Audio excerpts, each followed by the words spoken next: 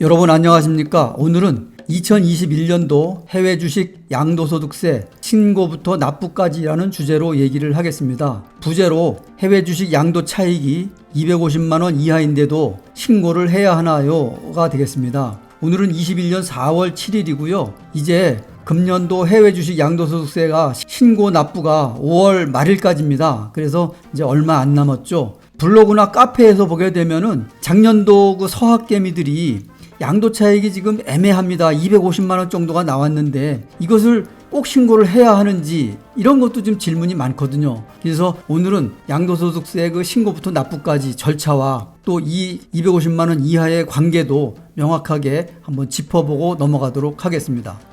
우선 해외 주식 양도소득세 기준에 대해서 알아보겠습니다. 이제 금년도에 신고할 것은요, 작년도에 소득이 발생한 것에 대해서 신고를 하는 것이죠. 작년도 1월 1일부터 12월 27일까지 매수, 매도, 매매분에 대해서 양도 차익이 발생했을 경우에 양도소득세를 납부하는 것입니다. 세율은 뭐 다 아실 겁니다. 22%고요. 양도소득세가 20%고 지방소득세가 2%입니다. 납부기간은 앞에서도 말씀드렸듯이 금년 5월 1일부터 5월 31일까지 신고와 납부를 동시에 해야 하는 겁니다. 납부 장소는 주소지 관할 세무서가 되겠죠.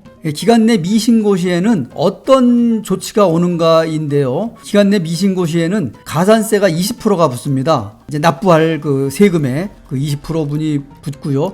또 불성실 가산세라고 있는데 이 불성실 가산세는 뭐냐 하면은 내가 500만 원을 세금으로 납부해야 되는데 300만 원만 세금 계산을 해서 신고한 거예요. 그러면 200만 원에 대해서는 납부가 안 된 거잖아요. 그러면 그 200만 원에 대해서 불성실 가산세가 하루에 0.025% 계속 이렇게 붙어 나가는 겁니다. 납부할 때까지. 그래서 이 불성실 가산세가 하루에 0.025%고요. 공제액은 뭐 다 아시다시피 연 250만 원입니다. 이것은 개인별입니다. 가족별이 아니고. 그래서 제가 먼저도 이거 설명하면서 양도소득세 절세하는 방법은 부부가 있으면은 부부가 동시에 투자를 하게 되면은 연 500만 원을 절세를 할 수 있는 것이죠. 혼자서 큰 금액을 해서 양도소득이 발생했으면은 250만 원만 공제하지만 부부가 한다든지 또 자식까지 3명이나 4명이 한다면은 4명의 가족이 분산해서 투자를 한다면은 1년에 1,000만 원까지 공제를 받게 되는 것이죠.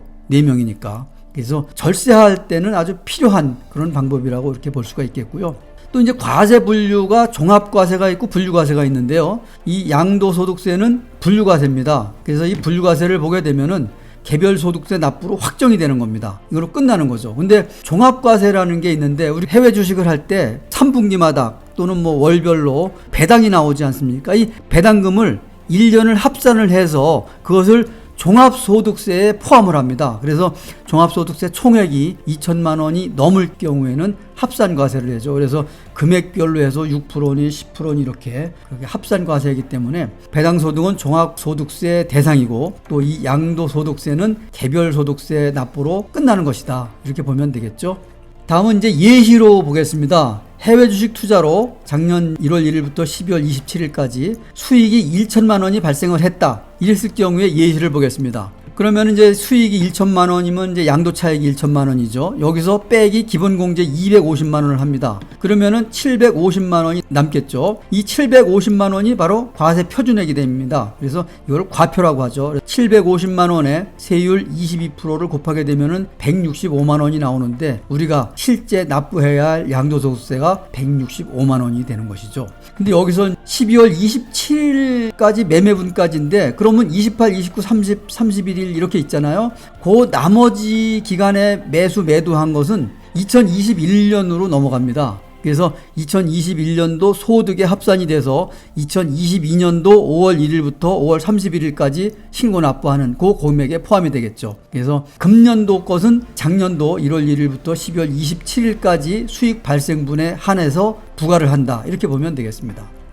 다음은 뭐 질문이 여러 가지가 있는데요. 서학개미가 이제 처음 주식 투자를 하다 보니까 처음으로 이제 양도소득세 신고를 하게 되는데 양도소득세는 달러 등 외화로 납부를 하나요? 이렇게 이제 질문이 있는데요. 이것은 원화로 납부를 합니다. 그리고 매수일, 매도일 기준으로 당시 환율을 원화로 환산하여 계산을 한다. 이게 참 복잡합니다. 수십 건, 수백 건을 이렇게 매매를 한다고 했을 경우에는 그때 당시 환율을 적용해야 되는데 이것이 우리가 하기가 쉽지 않죠.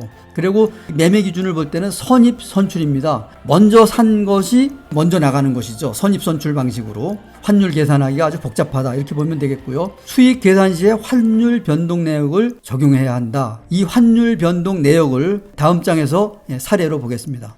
네, 이제 사례가 되겠는데요. 애플 주식을 한 주를 매수했다고 하죠. 250달러짜리 한 주를 매수를 했는데, 그러면은 외화로 사니까 이 달러로 250달러인데 매수시 환율이 1,100원입니다. 그러면은 이것을 원화로 환산을 하면은 27만 5천 원이 됩니다. 그런데 이제 애플 주식을 한 달 있다가 매도를 했습니다. 근데 가격이 떨어져서 240달러로 한 주를 매도를 했습니다. 그러면 외화는 240달러로 250에 샀다가 240에 팔았으니까 결국은 10달러 손실이죠. 그런데 오타네요. 매도 시의 환율이 1,200원입니다. 그러면은 원화로 환산했을 때 28만 8천 원입니다. 그러면은 달러로는 10달러 손실을 봤지만 원화로 환산해 보니까 13,000원의 수익이 발생한 것입니다. 그래서 이 양도세 부과할 때는 달러 손실로 계산하는 것이 아니고 이 환율에 의한 13,000원 수익이 발생한 것으로 양도소득세 부과를 하는 것입니다. 그러다 보니까 달러의 계산 방법 가지고서는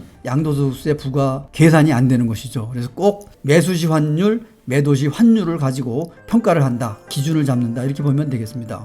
그리고 달러 환율은 뭐 하나은행도 있고 국민은행도 있고 외환은행도 있고 뭐 여러 개 은행마다 이 달러 환율을 산정을 하는데 그것이 조금씩 다릅니다. 은행마다. 그래서 이 기준은 서울 외국환 중개 사이트 시세를 기준으로 합니다. 이것이 이제 표준이라고 보면 되겠죠.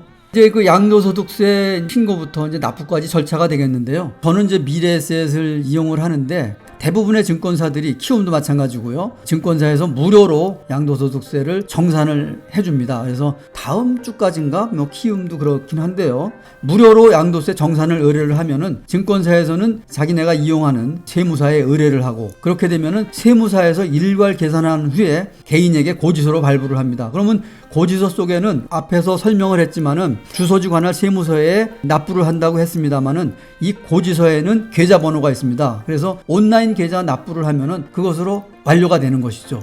납부 기간이 5월 31일입니다.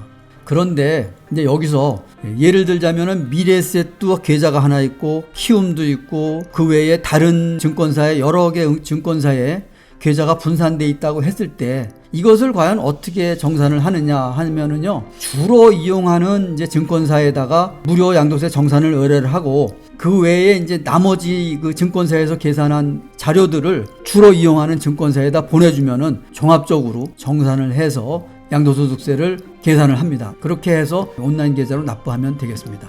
그리고 이제 가장 중요하게 이제 질문이 많은데요. 해외 주식 양도 차익 250만 원 이하 발생 시 세무서에 신고를 해야 하나요? 이런 질문인데요.